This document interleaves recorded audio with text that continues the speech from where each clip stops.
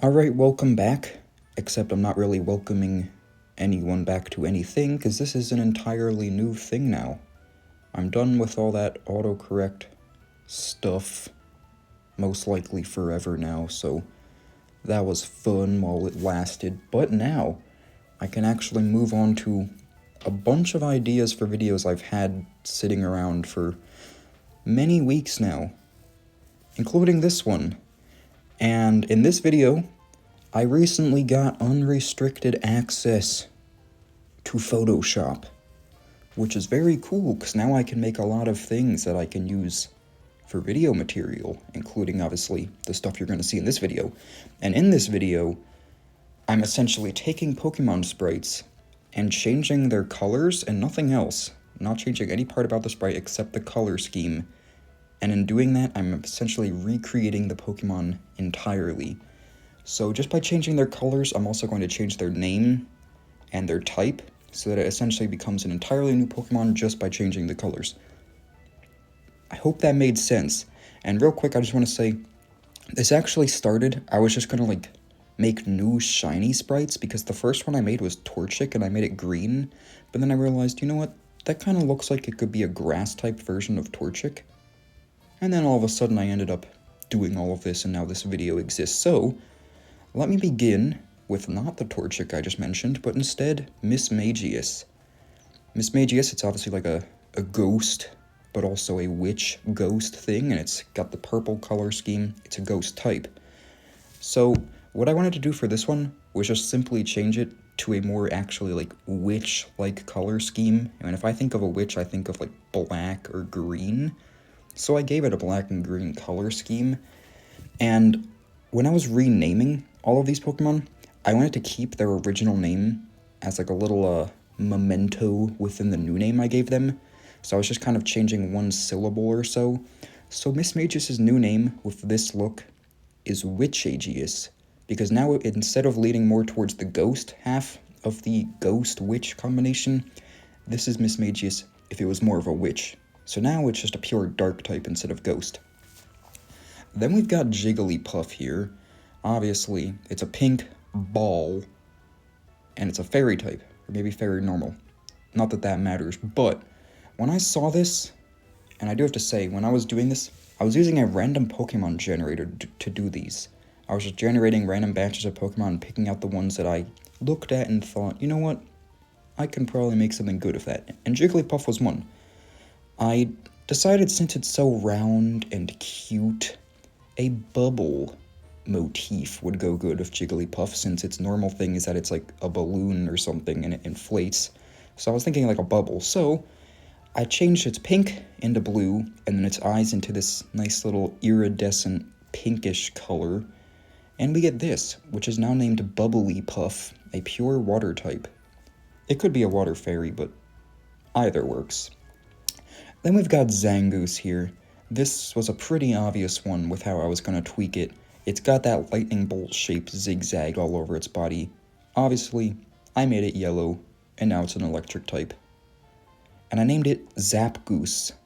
I mean, that name was kind of just right there. Just changed the N to a P, and it literally sounds like a lightning type now too. Electric type, I just said lightning, wow.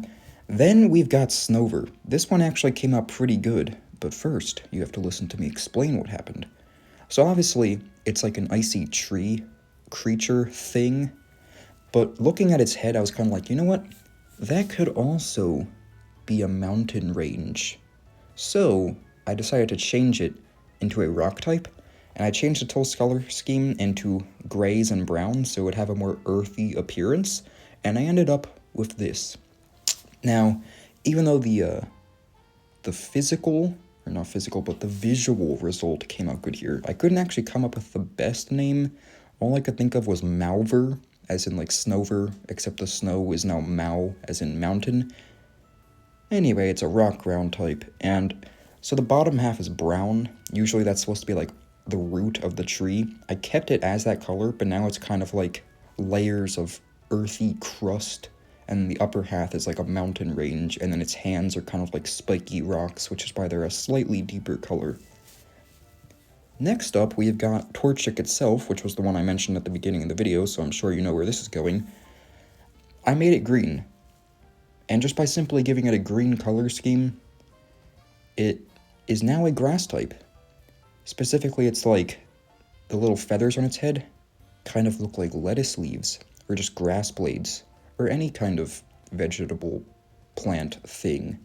So now instead of Torchic, it's Florchic, as in like flora, which means plant.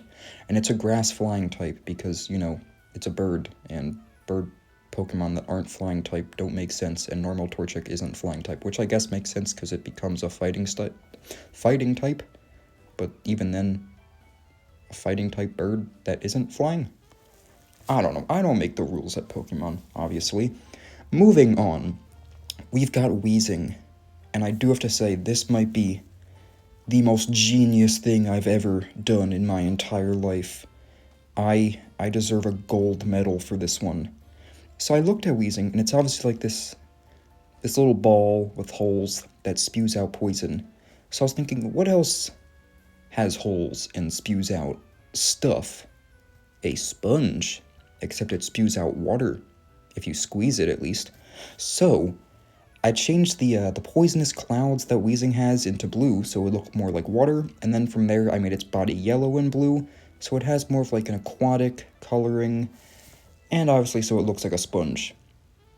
Not all sponges, at least like the actual living animal sponges, if those are even animals, they're probably not all yellow, but, you know, SpongeBob kind of just solidified that as a theme for some reason. So we've got this sponge version of Weezing, and this is the part where the absolute mastermind genius comes in. This is no longer Weezing. This is now squeezing. I gave myself some time for a round of applause there. I'm too good at this, per se. It's now a water type from a poison type. That's just the peak of fan art right there. It doesn't get much better than that. I'm pretty much being sarcastic. It's pretty good. I'm just gonna move on. Glaceon. I looked at this and I thought, okay, it has these little ice shards on its head. That could be taken as like that little weird helmet face cover that a knight has on its helmet. And then its little ear flaps, those kind of look like swords. So obviously from there I just gave it a silver color scheme and I came up with this. So now instead of being like an arctic, whatever kind of creature the evolutions are supposed to be, it's now a knight. And I changed it from Glaceon to Bladon, obviously a pure steel type, which is also kind of cool because there is no steel type evolution at the moment, so that works. I mean, that could even be like a regional variant of Glaceon or something. Anyway, from there, we've got Sandrew. And obviously, like, its normal design is supposed to be like pyramid bricks, but I was like, what if instead of that, it's just regular bricks? So I made it this. It's now brown. And even though regular bricks are technically also just made of earthy materials, and it should still be a ground type, it's now a rock type. And instead of Sandshrew, it's Brickshrew. Because yeah. Anyway, moving on, Drapion. I was originally going to give it like a cool green dinosaur-like color scheme and make it a bug dragon type thing, but then I had a better idea. I thought of a different extinct animal, which is whatever this thing's name is, the extinct sea scorpion. I'm not that nerdy, I don't know what it's actually called. Actually, I do know what it's called. I am that nerdy. Eurypterid. Yikes, I'm embarrassing myself. Anyway, I gave it a more aquatic color scheme, some grays and blues in there, and I came up with this. Not that you could really actually know what an extinct animal's colors were, but I feel like this at least conveys the water type better. So it's now a water bug type, and instead of Drapion, it's Sepion, as in just like a portmanteau of sea and scorpion, and also the original name Drapion. From there, we've got another... Actually, I was about to say another fossil Pokemon, but Drapion is not a fossil Pokemon. Anyway, Kabutops. What I wanted to do here, even though it looks nothing like a dinosaur, or kinda does, I thought of this one dinosaur called the Therizinosaurus, which has these long claws, and obviously Kabutops has the long scythes. So I decided to make it like that, and I gave it a green color scheme to kind of fit the, like the general idea of dinosaurs. At least, I feel like a lot of dinosaur art, they're depicted as green or brown, so green works. Then I realized when I finished this, I essentially just accidentally recreated the regular Kabutops shiny, so oops. Anyway, I named this Therazops, after Kabutops obviously, and the dinosaur Therizinosaurus, and it's a dragon rock type. Then we've got Quillfish. I did something that was pretty blatant for this one. I just made it green and brown, and I turned it into a Dorian fruit. Actually, I don't know if Dorian is a fruit. I've never even seen one in real life. I don't know if it even exists, but it's a plant of some sort, so it's now a grass type named Quillian, as in Quillfish and Dorian. I'm sure editing me already put a few pictures up so you know what I'm talking about if you've also never seen a Dorian in real life. Anyway, then we've got Luxray. I'm not too proud of this one, but I am proud of the idea, at least. The little star on its tail kind of reminded me of a flower, so I tried to give it a very floral and spring type color scheme, so I gave it some yellows, pinks, and greens, and came up with this. Ended up being a bit of an eyesore. Sorry about that. But the name came out good. Instead of Luxray, it's now Pluxray, like how you pluck a flower from the ground, and it's a grass type. Then we've got Lugia. I honestly don't know what I was thinking of this one. I was looking at the little crescent shapes on its eyes, and I was like, that kind of looks like a crescent moon shape, so I'll just make it like a midnight moon version of Lugia. So I got this. I gave it a much darker purple color scheme, which kind of like the Kabutops thing, I realized I just essentially accidentally recreated another form of Lugia, being Shadow Lugia, and I even originally made its eyes red, so I essentially just like literally made Shadow Lugia on accident, so I changed its eyes to blue, just to pretend I didn't make that mistake. But now we have Moongia, a dark flying type. Next up we have Hippowdon. I originally was either going to do like lava pouring out of it or water pouring out of it instead of sand, but I ended up deciding on poison flowing out of it since I didn't make a poison type yet. And I got this. I give it a purple body, green glowing eye, and then obviously the poison coming out of it is green, because that's like a pretty typical poison color. Yeah, I got that. I was originally going to name it Hippowdooze, like ooze, but then I came up with a better name, which is Hippowdon, because that actually sounds more like the original name Hippowdon, and that throws in the word ew, like you say when you are in disgust, and also spew, because it spews the poison out, and it's obviously a poison type. Next up we have Crustle. This could have gone pretty much two ways and only two ways. I either made it like a sand block or an ice block to either become a ground type or an ice type. I obviously went with the ice block because I feel like that would look cooler, and I got this. This is another one I'm pretty proud of, honestly. I named it Frostle, a bug ice type. Next up we've got Kyogre. I'm pretty sure its design is at least partially based on an orca, but it doesn't entirely look like an orca. So what I was doing here is just trying to make it look more like an orca whale, and I came up with this, which looks pretty cool. I named it Orkyogre. I mean, that name just works pretty well, because obviously orca has the k sound in it, and Kyogre starts with it, so you can just merge them into Orkyogre. So it's now like an orca version of Kyogre. And I added the ice type to its already pre-existing water type, just because orcas live in Arctic areas. Next up, we've got one that I'm also pretty proud of, and I kind of cheated, but also didn't cheat on this one. I got Ekins, and I thought, alright, the only thing I can really do with this is to turn it into a worm. So I started giving it like a pink and tan color scheme, so it would look more like a worm and less like a snake. But then I realized, worms don't have rattle tails, what am I supposed to do with that? So then, my massive brain came back in, and I thought, I'm changing the colors here. The background is white. What if I just made the color of the tail white? So I'm effectively just erasing the tail, but technically I'm not, because I'm just changing the color to white so you can't see it. which was pretty much just me cheating and erasing the tail so that it doesn't have a rattle tail and it looks more like a worm. But yeah, this is what I came up with. Like, that was a nice way around the rules.